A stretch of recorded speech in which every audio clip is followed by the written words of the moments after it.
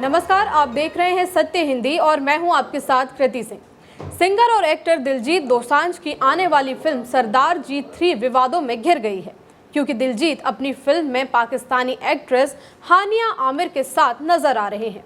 हानिया ने हाल ही में ऑपरेशन सिंदूर के दौरान भारत के खिलाफ बयान दिया था। जानकारी के मुताबिक सरदार जी 3 में एक पाकिस्तानी निवेशक ने 12 करोड़ रुपए भी लगाए हैं, जिसने फिल्म में हानिया को कास्ट करने में मदद भी की थी। इस वजह से भारत में दिलजीत को जमकर ट्रोल किया जा रहा है। रविवार देर रात पंजाबी फिल्म सरदार जी 3 का ट्रेलर रिलीज हुआ। ट्रेलर में दिलजीत और हानिया की रोमांटिक केमिस्ट्री को देखकर कई फैंस तो बहुत ज्यादा खुश हो गए, लेकिन भारत के ज्यादातर लोगों को ये बात पसंद नहीं आई कि एक पाकिस्तानी कलाकार को भारतीय फिल्म में लिया गया है। हाल ही में भारत पाकिस्तान तनाव के दौरान हानिया ने भारत के खिलाफ बयान देते हुए एक्स पर लिखा था कि ऑपरेशन सिंदूर भारत का कायराना हमला था। ये सिर्फ सैन्य कार्रवाई नहीं थी, बल्कि नैतिकता के खिलाफ था। इस बयान के बाद हानिया की भारत में फैन फॉलोइंग कम होने लगी। लोग उन्हें ट्रोल करने लगे और भारत सरकार ने भी पाकिस्तानी कलाकारों के सोशल मीडिया अकाउंट भारत में बैन कर दिए। लेकिन इन सब बातों को चुनौती देते हुए जब दोसांझ ने अपनी फिल्म में हानिया को कास्ट किया और ट्रेलर रिलीज हुआ तो दोसांझ पर लोगों का गुस्सा फूट पड़ा। सोशल मीडिया पर सरदार जी 3 को लेकर जबरदस्त बहस छिड़ गई है।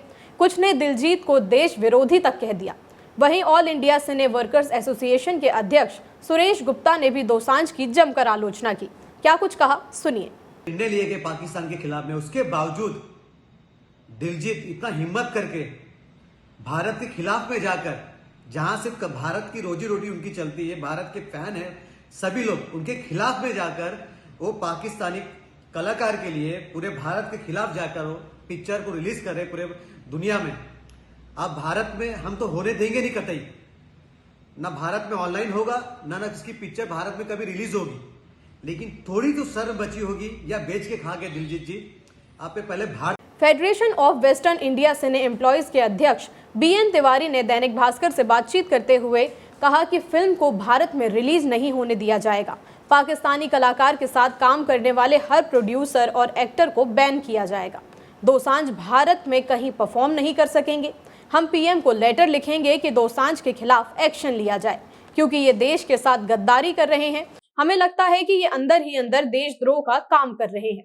जब विवाद बढ़ने लगा तो सरदार जी 3 के निर्माताओं ने एक बड़ा कदम उठा लिया।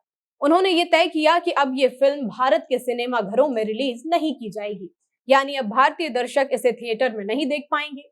अब ये फिल्म सिर्फ विदेशों के सिनेमा घरों में ही 27 जून को रिलीज की जाएगी। सरदार जी 3 की शूटिंग यूनाइटेड किंगडम में हुई थी और ये करीब 45 दिन चली।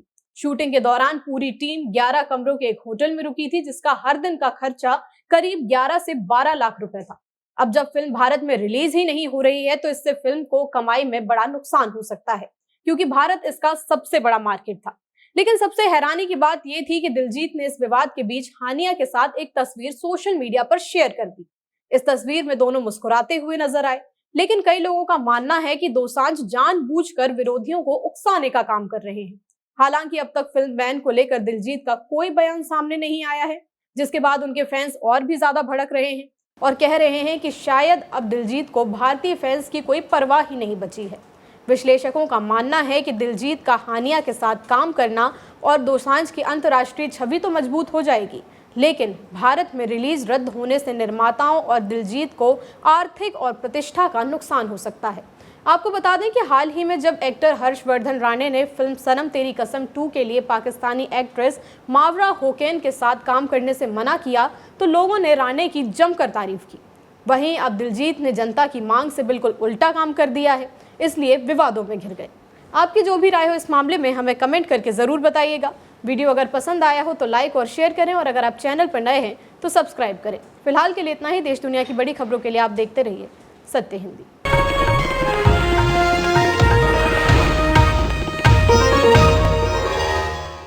Copyright disclaimer under Section 107 of the Copyright Act 1976. Allowance is made for fair use for purposes such as criticism, comment, news reporting, scholarship, and research. Fair use is a use permitted by copyright statute that might otherwise be infringing.